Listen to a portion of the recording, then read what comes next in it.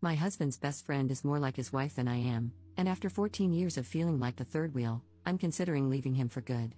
Posted by you/jazzlikesugar7209. My husband, 36M, and I, 34F, have been married for 8 years, together for 14, and we have a 4-year-old daughter who is our whole life.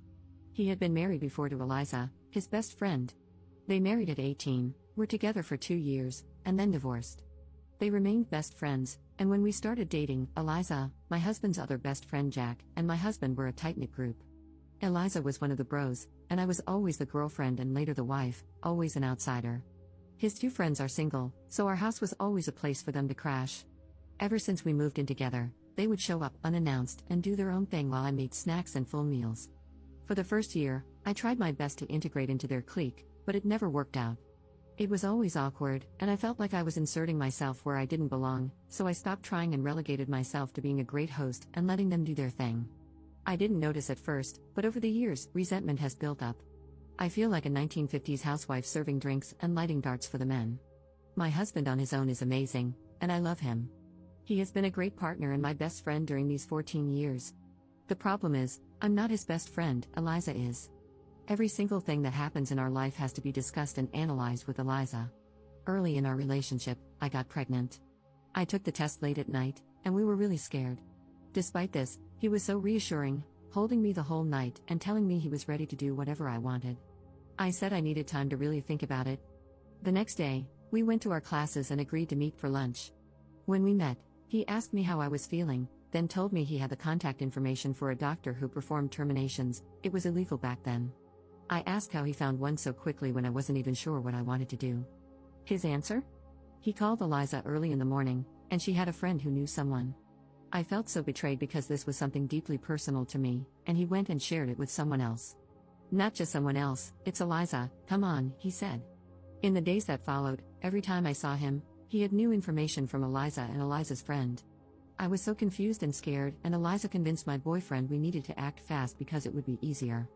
Under so much pressure, I agreed. Long story short, it was a terrible, unsanitary clinic, and I almost died. To this day, I don't know if I should have kept the baby or not. But it's better not to dwell on it. When my boyfriend proposed, Eliza was fake mad that he hadn't told her first. The only way to placate her was to make her his best man, even though my husband had a male best friend. Every little or major event in our life turns into, yeah, I'm going to tell Eliza now, you know how she gets. I was S8 as a child and told my husband about it. He was the first person I ever confided in. Months later, Eliza and I were alone in our kitchen, and she started talking about something she'd heard on the news about a girl raped by a family member. Then she hugged me. When I started trying for a child and got pregnant, I asked my husband to keep it between us for a little while. It was Wednesday. By Sunday, when I saw Eliza, she congratulated me. I ended up miscarrying. I started looking for a doctor to help me deal with my depression, again, something I wanted to keep private. Eliza was so understanding. When I was pregnant with my daughter, Eliza came to me full of advice on things I should do. I told her to mind her own business, which really hurt her feelings. I stood my ground and told my husband I wasn't going to raise my child with Eliza's input and didn't want to hear any advice from her. This turned into a big fight with my husband because I was rude and Eliza was family and already considered herself an auntie. That was the only time I gave my husband an ultimatum: Eliza better keep herself away from my motherhood, or I will leave. Now, my resentment has reached the point where I don't want her near me, my house, or my husband. I feel like she is more married to my husband than I am. My whole life feels like I'm living in a best friends to lovers drama. I'm not sure why I'm writing this.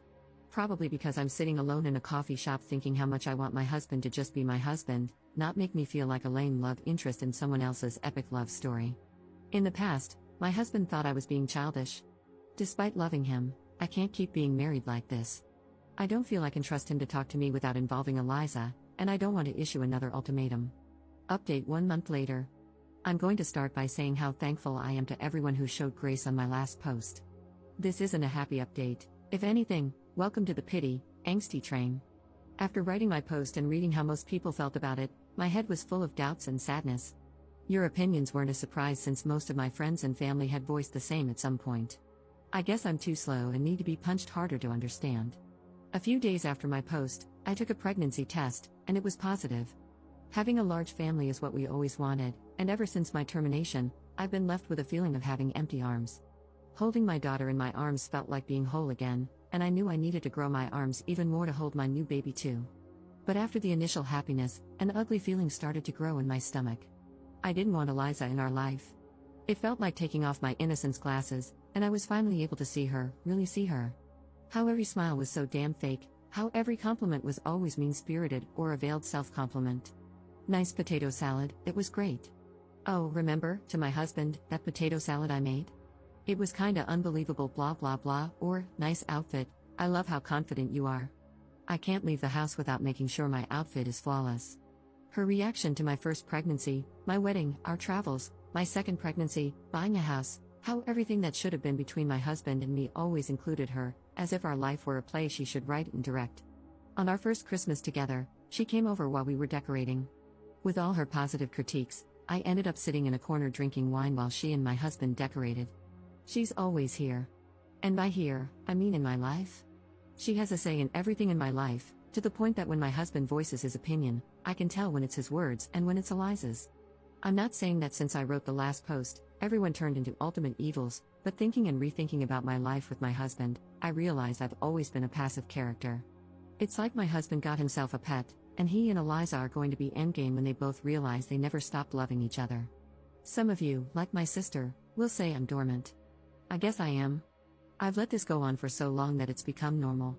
My life isn't bad, my husband hasn't been a bad husband, and Eliza isn't so bad at the bars that she hasn't tried to kill me yet. I know it's clear to all of you, but to me, this has been my life for years, my day-to-day. I've learned to look away and make myself small so I don't make others uncomfortable. Maybe because I'm pregnant and hormonal, but I'm tired of this. I love my husband, but I feel he can't fully love me with Eliza whispering in his ear and him running to please her like a golden retriever. After all that thinking and rethinking, I sat my husband down and told him we needed to set some strong boundaries because our marriage wasn't working. I didn't feel loved or respected as a wife or even as a person. I explained more or less what I've written here. My husband denied everything and tried to explain himself, saying Eliza was like a sister to him. I said even siblings have boundaries. It went back and forth, with him making me doubt whether I was, in fact, trying to control who was or wasn't in his life. He even joked about whether he'd need to sneak away to have a drink with his friends. For a moment, I wondered if I was, in fact, crazy. But I stood firm. If he wanted to keep this marriage, Eliza needed to be gone from our life. At first, I thought low contact would be enough, but seeing his reaction, I knew that wouldn't work. Maybe I wouldn't see Eliza, but he certainly would, and I would be antagonized and mocked. Honestly, knowing this made me realize my marriage was over. So I pressed with important questions. What were his real feelings? Why did they divorce if they were so hung up on each other? Why hadn't he left me sooner? Why not leave me now? Did he love Eliza more than me? Why? What was it about her? What did she have that I didn't, that made her impossible to leave? In summary, he loves her, but he also loves me. He doesn't understand how. Both of us bring something he doesn't want to miss. He's not sure if he wants a life with Eliza like the one we have, a marriage, a family, but she is his soulmate. They divorced because their relationship was so intense it burned them both. With me, he has calm, peace, and a loving place to come back to. He's never cheated but admits he sometimes fantasizes about her being me and me being her. They often talk about having this life together but agree that being together would destroy their bond. Also messed up, my God. I know it was kind of obvious to all of you in my first post, and it should have been obvious to me. But hearing my husband say he loves another woman, that she's his soulmate, and that he put her at the center of our life, made her an auntie to our daughter and some kind of sister-in-law to me, a supposed family friend, it broke me. I'm not going to lie. I threw myself on the floor, hugged his legs, and begged him, asking what I needed to do to make him love me, to only love me. I felt so pathetic, but I thought everything was worth saving something as valuable as my marriage. I cried and cried and cried. And the hardest part was hearing there was nothing I could do. This is all. I know it's not some shocking news, but for me, my life is falling apart. The only things holding me together are two little hands that hug me every night and the small bean in my belly. We haven't discussed anything legal yet. He's left the house, and my sister and mom are staying with us for now. Top comment. He's a selfish, cruel man. She is equally horrible. He used you, kept her around, and she played along with it. He says he sees her as a sister but then claims he fantasizes about her being you and you being her. Both cannot be true at the same time. She is either a sister to him, or he wants her to be his wife. All he does is lie. He was living his best life and got everything he wanted. He has cheated, maybe not physically, though I doubt it, but emotionally, he has. You deserve to find someone who truly loves you and chooses you every single time, not someone who keeps another option. You were their little doll to play with. You gave him all these wonderful things so she didn't have to, but she gets the perks of being your husband's girlfriend without ever having to get pregnant or do any hard labor in a marriage. I'm so sorry. Second update 1 month 2 weeks later. Hopefully, this will be my last update, but not the end for me. Thanks again to everybody who sent me encouraging messages or replied to my last 2 posts. To clarify a few things people asked or guessed, yes, I'm South American.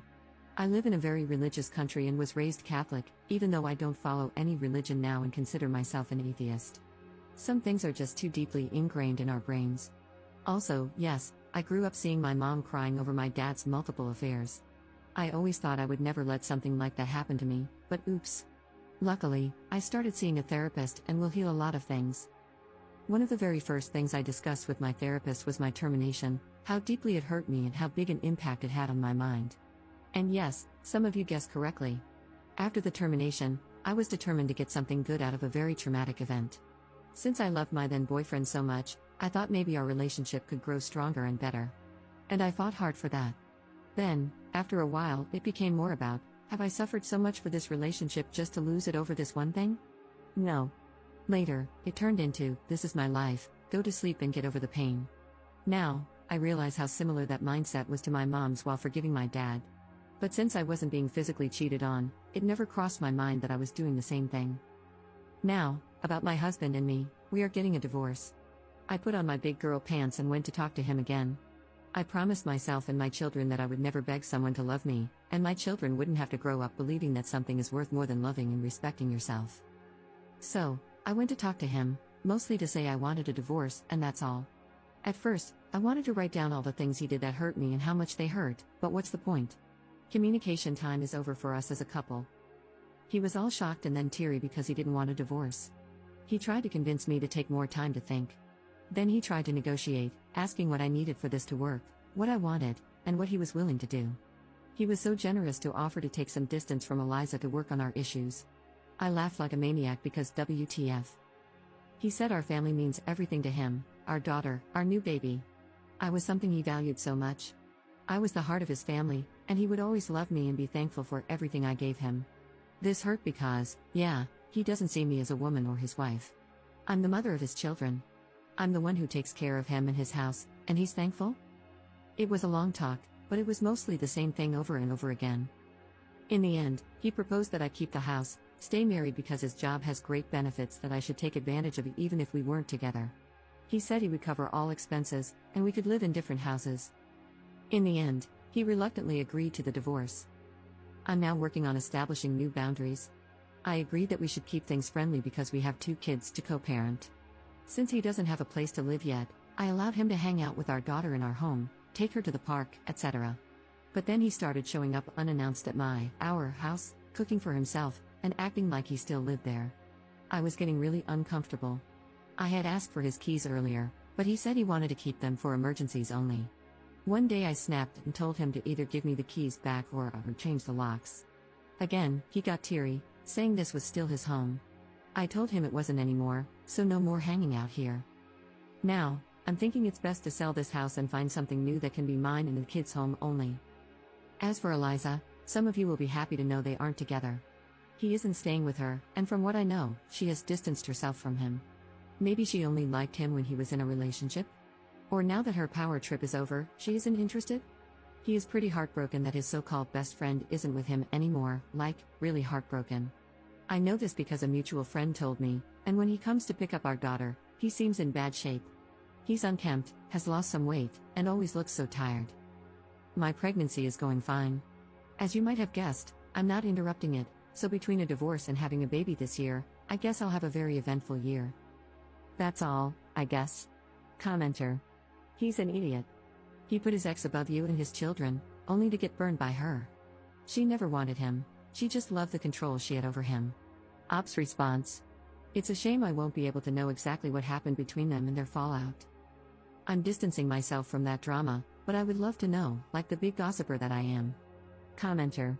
I'm so happy for you. The idea of a different house is good, but you can also just change all the locks. Build a social support group for yourself, create distance from your ex, and limit interactions. Wishing you all the best. Ops response.